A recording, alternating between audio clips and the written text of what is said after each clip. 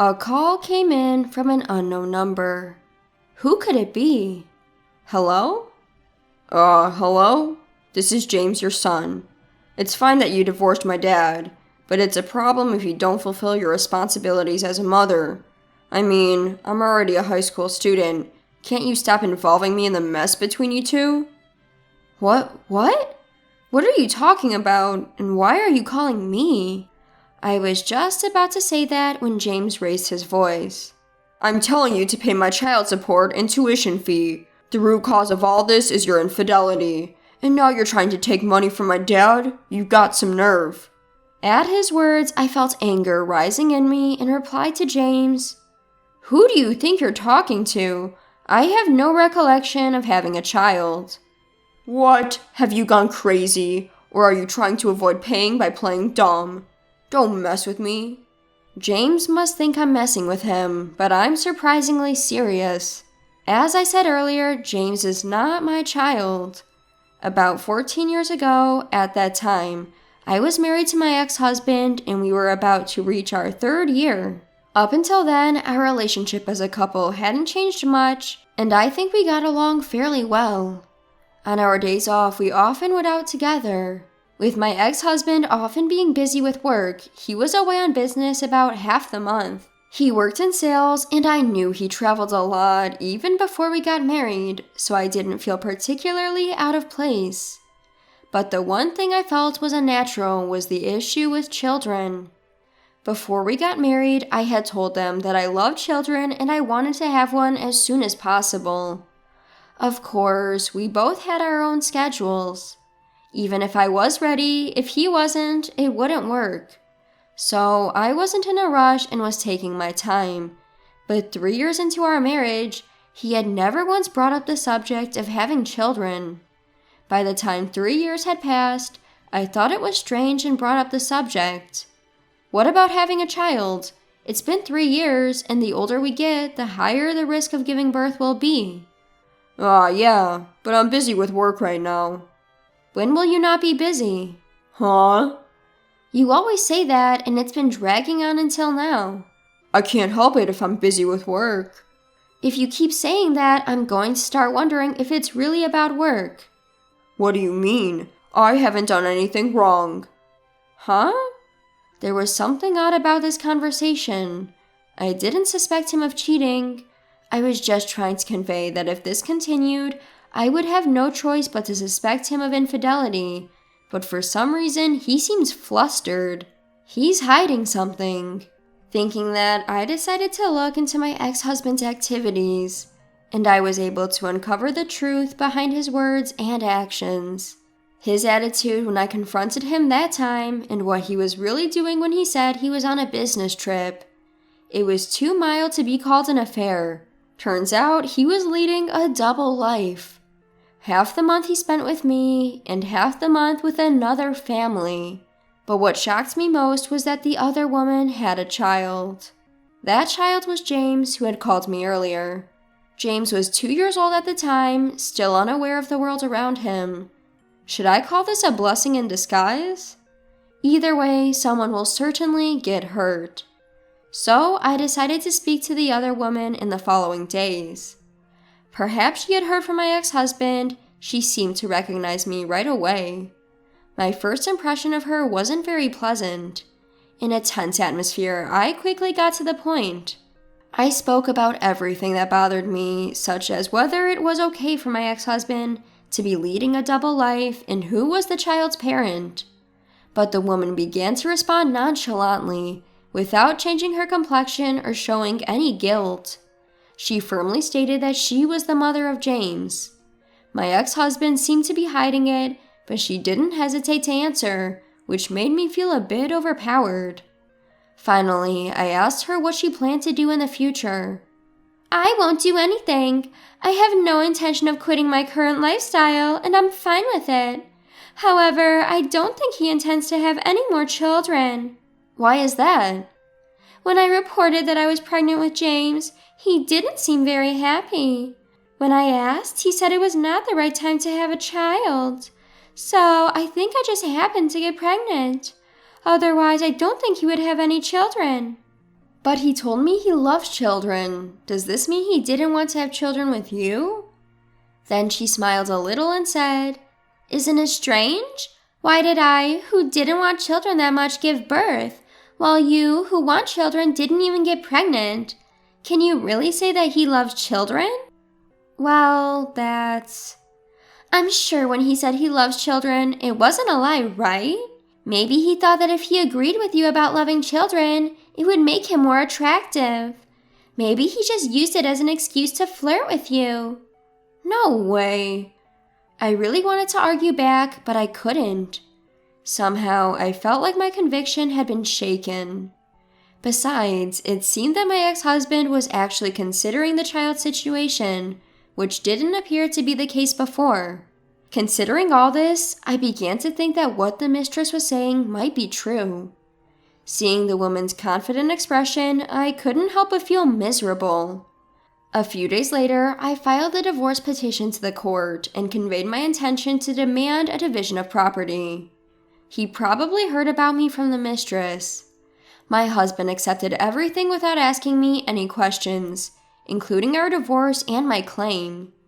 In the end, I wondered why this man had married me. That was the only thing I was curious about till the very end. On the day I packed up and left our home, I asked my ex-husband why he married me. I'm not sure. I don't really understand it myself. Oh, I wonder why we got married. We got married without knowing why. We should have never got married in the first place. You're absolutely right. If that had been the case, you wouldn't have a divorce on your record. But there's no helping it. You chose to marry me because you loved me, didn't you, Susan? So, we just made a wrong choice in life. Let's lead a better life from now on. Thank you for everything. Thank you too. I'll pray not to choose someone like you in the next life. And so we got divorced. I became single, and seeking a fresh start, I changed jobs and moved out of my home state. Engaging with everything with a brand new mindset was, I believe, a particularly good experience for me. Once in a while, I would receive administrative messages from my ex-husband, but we never shared updates about our lives. I suppose we weren't interested. He had his life, and I had my new one beginning. However, after about 10 years of no contact, I received an unexpected call from James. I wondered what it could be about, but never expected him to demand for child support and school fees. James is the child born out of an affair between my ex-husband and another woman. Obviously, I have no obligation to pay. I tried to explain this, but James wouldn't listen at all. Don't you feel ashamed as a mother? If so, you shouldn't have had a kid. Hearing such words repeatedly was irritating. However, if I showed my anger, he would probably refuse to listen to me even more. So I waited for him to calm down a little.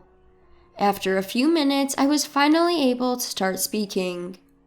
Can I say something? First of all, I want to check a few things. How did you get my number to call? Obviously from Dad. Our family has been struggling financially lately. I thought it was strange. Finally, we couldn't afford school fees and such. Thanks to that, I had to start working part-time. Dad told me everything was your fault. That's why he told me about you. You cheated and abandoned me and Dad. You promised to pay but didn't. Until now, I didn't know much about your divorce, but now I understand. You are the one at fault. I see. Now I understand why he is so angry. If this was the truth, of course a child would be angry. However, my ex-husband had lied to James and incited him.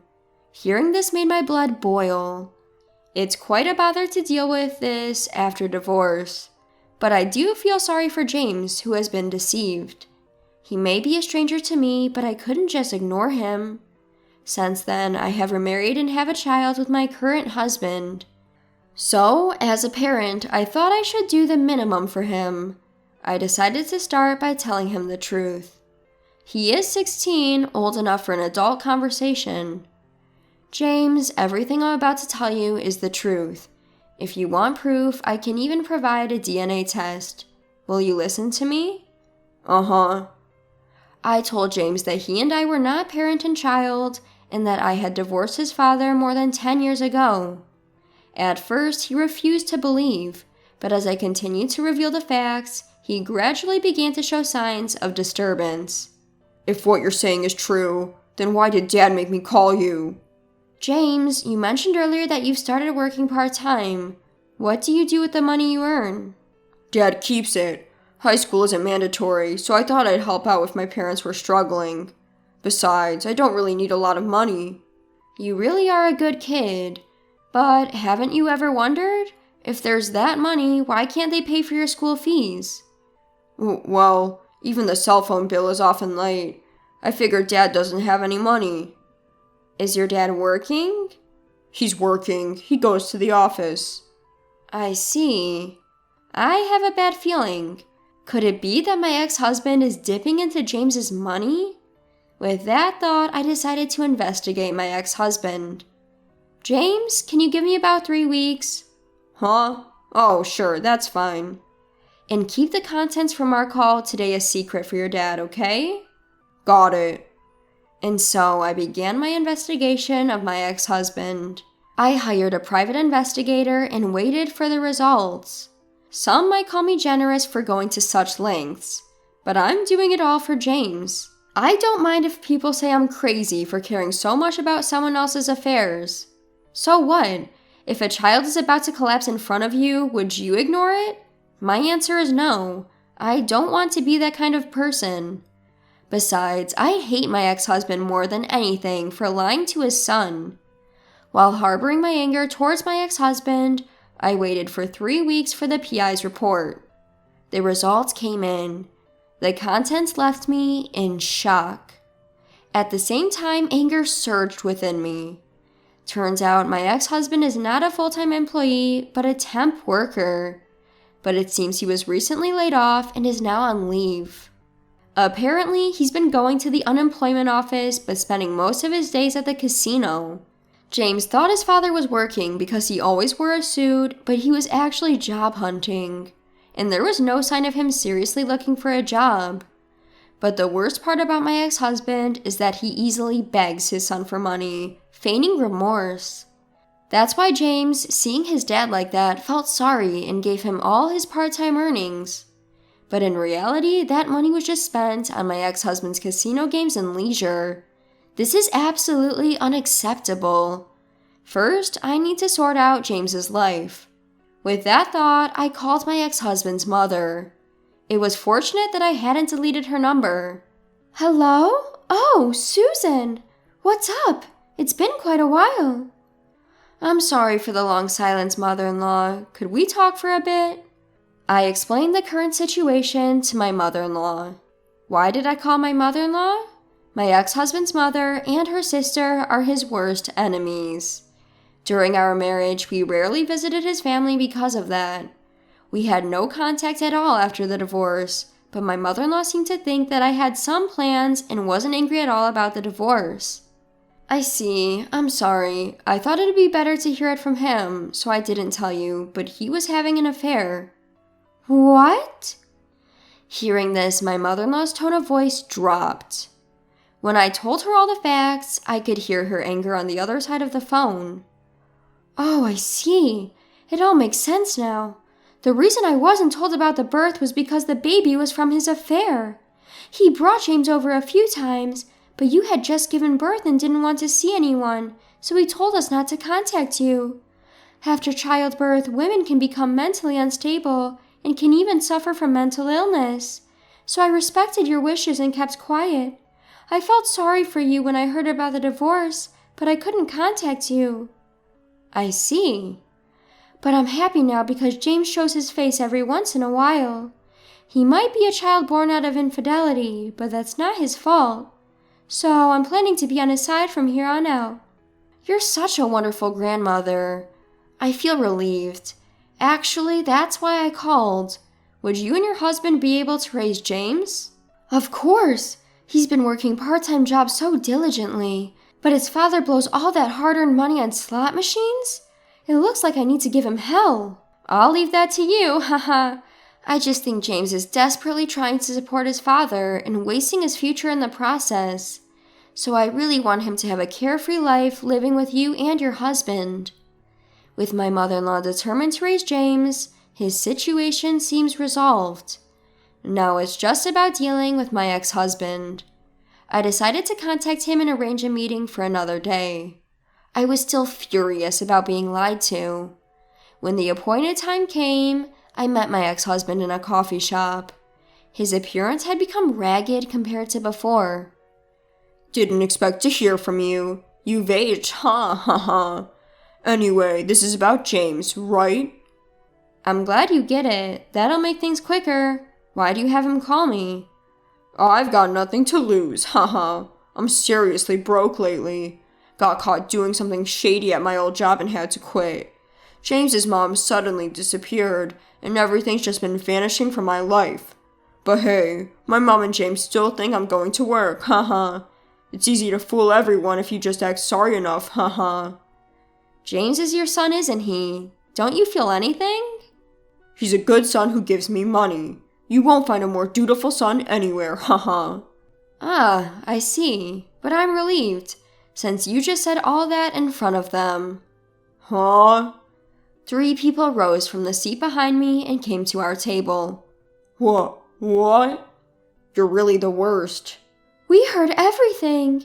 Even at your age, your hopeless character hasn't changed a bit. You're done as a human being. There were my mother-in-law, her sister, and James. It was necessary for everyone to witness his true character firsthand.